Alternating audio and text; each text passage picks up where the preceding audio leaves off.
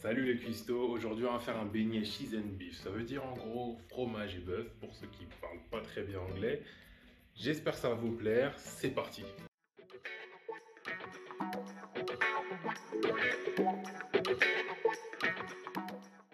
On a besoin de 300 g de mozzarella, 500 g de viande hachée, de la sauce huître, de la sauce pad thai. Ah, j'en ai plus beaucoup, va falloir que je fasse des courses. Un oignon rouge, une pâte à pizza, du paprika doux, du cumin moulu, du piment de Cayenne, du sucre de canne, des graines de sésame, de la sauce tomate, de la menthe séchée, du thym pour avoir un beau teint et un œuf de poule.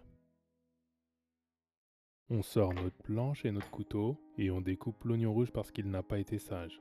On en fait des fines lamelles, bien fait pour lui. Un peu d'huile végétale dans une poêle et on y plonge nos oignons dedans. Une fois qu'ils sont un petit peu dorés, on rajoute le sucre de canne et on fait caraméliser le tout. On ajoute ensuite la viande hachée et on mélange bien. On ajoute la cuillère à café de cumin moulu, une cuillère à café de thym, une cuillère à café de paprika doux, une jolie cuillère à café de piment de Cayenne, une cuillère à soupe de sauce huître. Cette sauce apporte tellement de saveur dans les plats, si vous ne la connaissez pas encore, vous allez devenir adepte. Une cuillère à soupe de sauce pad thai, un petit peu de menthe, puis on mélange.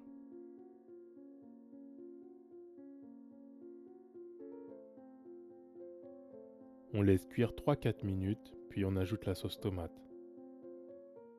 On laisse cuire une nouvelle fois 3 minutes, histoire que la sauce tomate s'épaississe, puis on éteint le feu.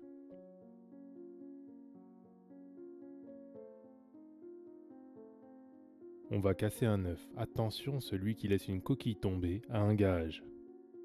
On sépare le blanc d'œuf du jaune d'œuf et on va garder notre jaune d'œuf pour que le blanc d'œuf ne soit plus avec le jaune d'œuf, car si le jaune d'œuf est avec le blanc d'œuf, eh ben il ne sera plus jaune d'œuf. Non, je plaisante, j'ai dit n'importe quoi depuis tout à l'heure.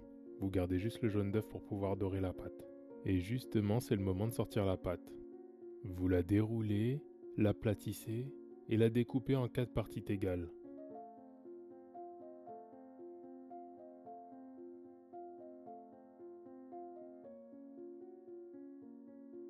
On va maintenant garnir la pâte avec le fromage et la viande hachée.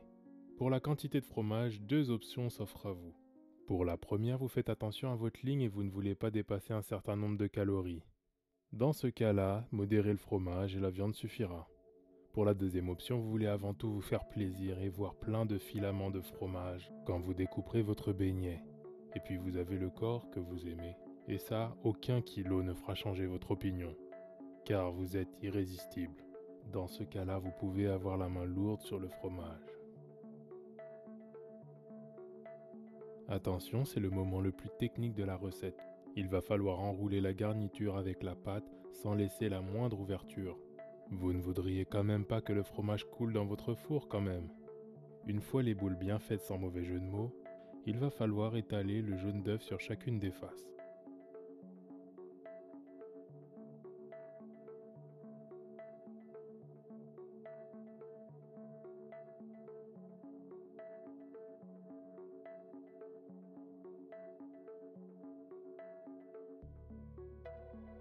Puis on ajoute les petites graines de sésame pour donner un côté burger à nos beignets.